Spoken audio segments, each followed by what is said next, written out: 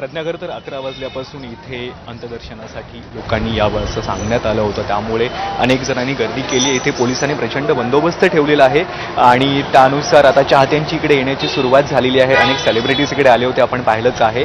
आणि आता ह्या मेन गेटवरती जिथून आज सोडलं जातं आहे अंत्यदर्शनासाठी, तर तिथे चाहत्यांची गर्दी जमायला सुरुवात झालेली आहे आणि खूप खूप दूरवरून लोक येत आहेत, कारण अर्थात आशा भोसले हे नाव मोठं होतं, प्रत्येक घराघरात पोहोचलेलं होतं, प्रत्येकाचा स्वर होता, आवाज होता जो प्रत्येकाला खूप आपलासा वाटत होता।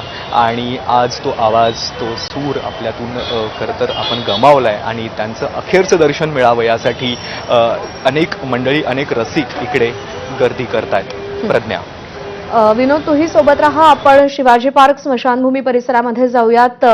मिकी घई आपले प्रतिनिधी सध्या तिथे आहेत। मिकी, कशा पद्धतीने तिकडे तयारी करण्यात आलेली आहे? अनेक मोठी माणसं त्या क्षणी तिकडे उपस्थित असतील। कशा पद्धतीने बंदोबस्त आहे आणि काय चित्र तिकडे पाहायला मिळत आहे?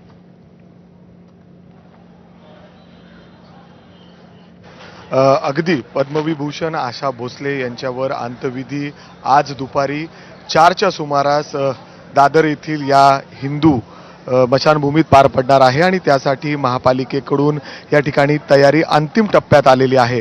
खरं तर 10 ते 12 हजार लोक या ठिकाणी येतील, उपस्थिती असेल असा अंदाज त्यांनी बांधला आहे आणि त्यानुसार त्यांची तयारी या ठिकाणी केली जाते। अनेक मोठी मंडळी, सेलिब्रिटीज या ठिकाणी येणार आहेत आशा भोसले यांच्या पार्थिवाच्या अंत्यदर्शनासाठी। आणि त्यासाठी जर आपण बघितलं तर पूर्ण जी ही स्मशानभूमी आहे ती स्वच्छ करण्यात आलेली आहे, फुलांनी सजवण्यात